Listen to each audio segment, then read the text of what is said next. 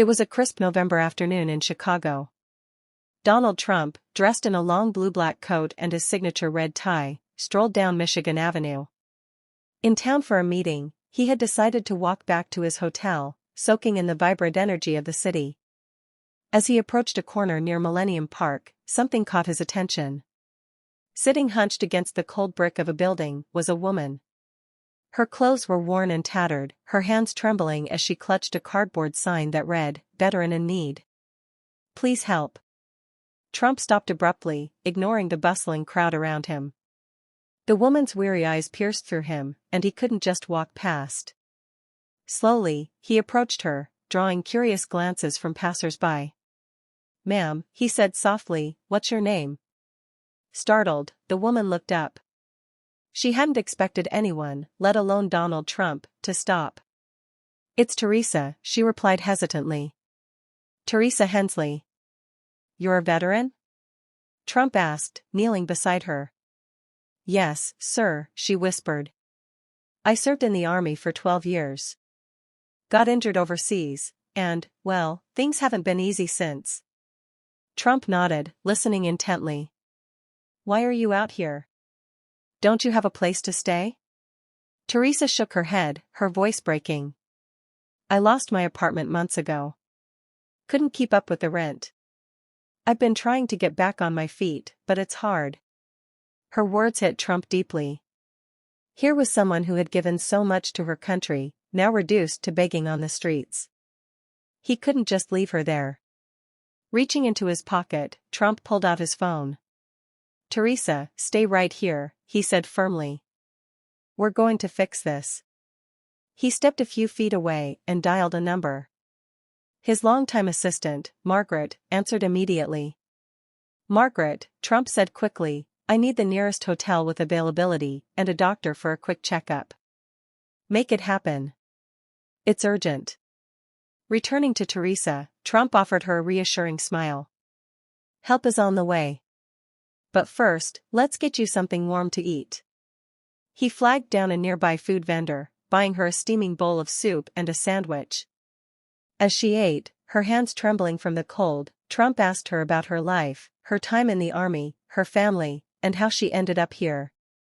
Teresa spoke of her deployments, the friends she had lost, and the injury that ended her military career. The transition to civilian life, she admitted, had been far harder than she ever imagined. Minutes later, a sleek black SUV pulled up to the curb. Margaret had worked quickly. A well-dressed driver stepped out, opening the door. "Teresa," Trump said gently, helping her to her feet, "this is for you. We're taking you somewhere safe." Teresa hesitated. "Why are you doing this, Mr. Trump? You don't even know me." Trump looked her in the eye. "Because someone should have done it a long time ago."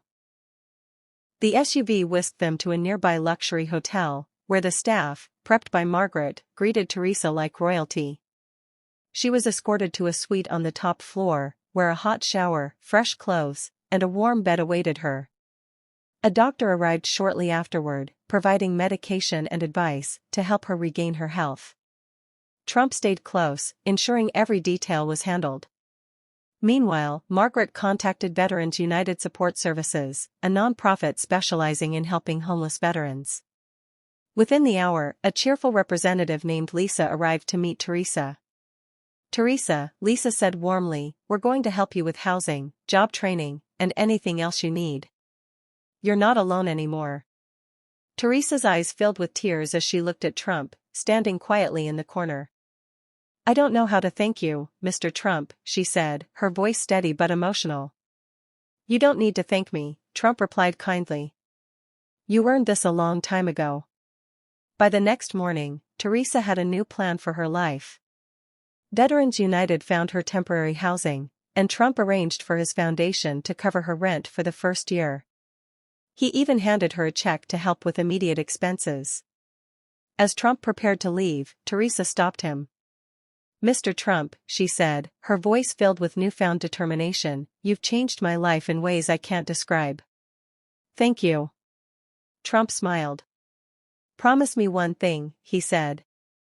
"Pay it forward someday." I will, Teresa replied, her resolve evident. As Trump walked out of the hotel and back into the bustling city, he felt a quiet satisfaction. In a few hours, one life had been transformed, and for Teresa Hensley, the future suddenly looked brighter. Thank you for watching this story to the end. If you enjoyed it, don't forget to like, share, and subscribe to our channel for more inspiring stories.